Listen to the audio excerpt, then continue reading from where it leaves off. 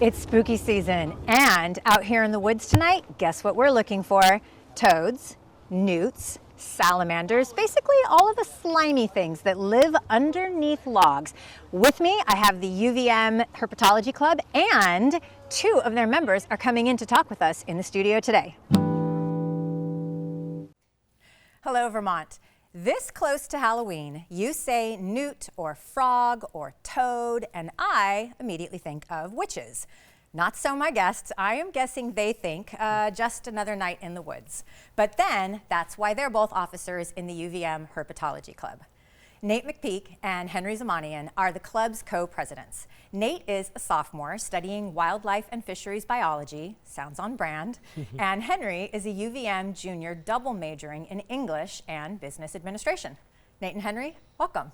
Thank you for having us. It's super nice to have you guys here. It's nice to be warmer in the studio. Yes. It was a little bit cold out there in the field the other night. Yeah. But you guys, I think you're used to that by now. You know how to dress appropriately. Yeah. Yeah, you got the whole thing. Okay, so first off, I love the Herp Club's Instagram bio where you say, what is it? We like touching slimy things at night. That's pretty cool. Is that what the Herp Club is all about? I guess that would be a really shortened version of what we're about. Yeah, it's deeper than that. It's way deeper. Yes. Yeah, that's just our sort of funny motto. Really what we're about is trying to educate people on the diversity of herpetofauna, which is the long word for herp. Love it. In the Okay, woods. now you have to define it. Herpetofauna, what is it? Herpetofauna is, so herpeto Okay. means essentially creep in Latin, and then fauna is like animal. Okay. So it's basically a long time ago, some old scientists decided that reptiles are creepy and amphibians are creepy, so they should all be in one group. Henry, do you find them creepy? They were new to me when this club started, and Okay. I'm slowly getting to the point where they're more normal part of my life. Okay, so you are wildlife and fisheries bio, so that's what I Yeah. said. I mean, I understand, you're devoting your scholastic, your academic pursuits to also learning more about these types of creatures and flora, fauna. You're doing business administration in English, so like what did bring you to the club? So it kind of brings us to our origin of the club in the first place, where there's this program at UVM called Trek, where it's a pre-orientation camping trip. Okay. And I was actually Nate's leader. Okay. And so on the trip, him and my co-leader were talking, and it inspired him to start the Herpetology Club. And we get back from the trip, it's like 2 days later, and I get a text from him, and he's like, how do you start a club? And so that's where I come in, and it basically served as the business and operations side of the whole club, whereas he serves as the herpetology side. Okay, so that's something I think that maybe people don't appreciate about clubs at UVM. They're very multifaceted. You said you're doing like the business and the administration side. I talked about your Instagram account. Like, there's a lot going on with the club. You want to talk a little bit about, because it's not just all herp walking and going out and touching slimy things at night. What else are you doing? Yeah, definitely. I think, so this is, my end of it, which has been really nice that we've kind of been able to divide it, because I don't know really much about herpetology at all. But you're learning. Exactly. He's a good teacher. Yeah, so I focus a lot on the Instagram and any email that goes out about trying to get participants on the trip. And we also have a lot of mini events, like we've done a fundraiser each year called a fun run, where we work with the outing club and the run club and just have them all. We do like a 5K and then even a leapfrog race. Yeah. So little things just I saw kind the of. leapfrog race on Instagram. Yeah, That's cute. exactly. Another one coming up soon. But yeah, I think it's kind of nice, because I am somebody who doesn't know much about it, and I think that's the whole MO of the club, that we're trying to get people who are not as outdoorsy or don't really know what herping is into it, and so it's a nice blend between our two skill sets. Yeah, well, and you are, we're going to see it in a second, because we're going to watch a video from us out in the field at night, but you're really doing a lot of in-the-field education with your fellow students too. Yeah. Yeah. Yeah, I would find that like most of the people that come to our trips don't really know a ton about herps. Yeah. So it's just a really good opportunity to sort of like teach them. Well, so fair to say, because herp walks like we did, are a big part of what the club does. Are they different from season to season? Yes, definitely. That's probably the hardest part of the club, is that we're in Vermont. Like, we're on the most northern range of most of these species. So like even now, I'd say we only have 1 to 2 more weekends left as it gets colder and everything goes underground. In the winter, we try to pivot towards more like guest speakers or like random fun activities. Like last night in our meeting, we were like planning a movie night and stuff like that. I'm assuming it's going to be have a herpetology angle to it. Yes, of course.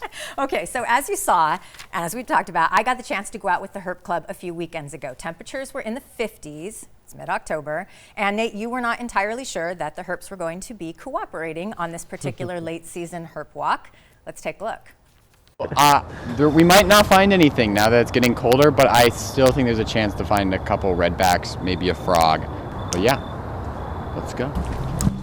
Ready to get herping, I followed the club into the woods. As the sun began to set, Nate coached us about which environments we should look for. In Centennial specifically, we're looking for like sloping banks near streams. Okay. So like they like the streams because it keeps them moist, and then they like the banks because in the winter time they have to go underground deep enough that they won't freeze. Because obviously if they freeze they die. So they like to hang out near like dirty like loose soil banks where they can dig underground. So that's where we're heading. One big thing that's often new herpers mess up on is that salamanders actually don't like to be in the water. They like to be like in the damp soil around. So like if you're looking for salamanders specifically, I would check this sort of sloping hillside under logs and stuff. Now frogs are gonna love being in the water. And also another thing I forgot to mention is if you do have to touch one to move it, make sure you get your hands wet before, because otherwise you'll sort of damage their skin. You found one? Despite the cold weather, it wasn't long before the first discovery was made. Under a log, squirming in the damp pine needles, an eastern redback salamander, ready for its close-up. Yeah. Wow. This species comes out of the egg fully developed with all of its legs. So it actually doesn't lay its eggs in water. It lays its eggs under mossy stuff, but it still needs damp environments. And then also the other fun fact is that if you went to any like boreal forest habitat in the Northeast and collected all the biomass of every species, the eastern redback would be the heaviest. There's just so many of them, but they're just like under, you don't see them. With the discovery of our first herp of the night, I was hooked. I have found a pine cone. It's funny how after you've seen a person find something, that then every log you turn over, you think, this is gonna be it. This is the big find. Where'd you find yours? Headlamps. Good call. Very good call. I know, I got handheld flashlight, that's all I got. Okay, so far, my great finds. One worm, one set of eggs. Neither of these two things count in the herpetology world. Both, however, very cool. And I was just next to two kids who found another redback. Oh yeah, that definitely is. Yeah. Oh, he's kind of big. Oh, a chunky redback. Yeah. You found one that's not very red. Oh, it's probably a leadback morph. Yeah, that's a leadback. They're a little bit more rare, but it's the same species. It does have like a little bit of like a stripe, but it's just like gray. The search continued into the deepening dark, with a surprising number of finds for so late in the season. My tally? 0 herps, but huge respect for the passion of these amateur herpetologists, turning over logs and finding one tiny squirming marvel at a time. I'm sorry, but wasn't that amazing? Yeah, that was awesome. Okay, I had so much fun. I can also vouch for the fact that our videographer, Ben Willis, had a great time. Nice work on that camera there, Ben. So that was Centennial Woods. Where else has the Herp Club gone herping?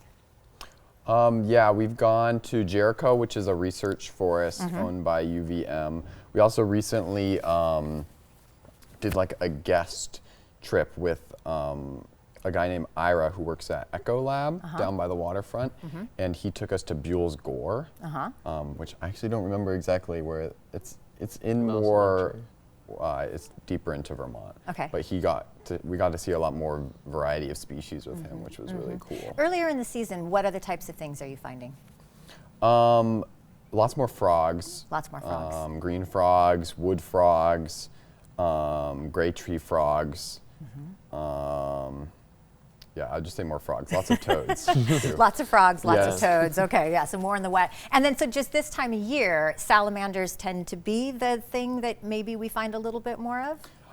Specifically in Centennial. Specifically in Centennial. Centennial Okay. just has so many redbacks, Yeah. which is that one species So we many, can't yes, find. yes, I know. That was pretty exciting too, because you really did not have high hopes for how many we were going to find that night. Yeah. Ended up being a great night. Yeah, it was an awesome night. So I had a question. So there's the Vermont Reptile and Amphibian Atlas. Yes. That's one online community that uses kind of citizen science in order to collect data and information on the herpetology, like the herps in Vermont. Is that something that you interact with, or how else are you maybe contributing to data collection? Yeah, so our main form of data collection, which is just really because it's the easiest, has been iNaturalist. It's an app that you can just take photos and upload them. We also have been working with Vermont Herp Atlas a little bit. That Ira, the guy I was talking about, works for them. Okay. Vermont Herp Atlas is a really good organization. They use the data to implement like policy, basically. Like they use that data to argue for which species are endangered and stuff, or which species needs more attention. Yeah. We would hope to work with them more. A lot of what they need is missing data in areas, and the problem is they're not missing data in like Centennial Woods. So, Okay, yeah, sure. but hopefully in the future we can go out to those Yeah. missing areas. So the club is fulfilling a lot of missions. Yes. You are helping form community among students. There's camaraderie, there is shared passion. There's also contribution to the greater scientific understanding of our environments here in Vermont. It's a really fantastic club. I'm super, I don't know, it's a weird thing to say I'm proud of them, but there you go. I am super proud of you for doing this. It's pretty amazing. Nate and Henry, thank you so much for joining me today. Thank I you. appreciate it. Loved being with you guys. Okay, as always, thank you, Vermont, for learning and exploring with me today. And thanks to the team that makes Across the Fence possible. I'm Amy Finley. This is Across the Fence. Come back and let's learn and explore again tomorrow.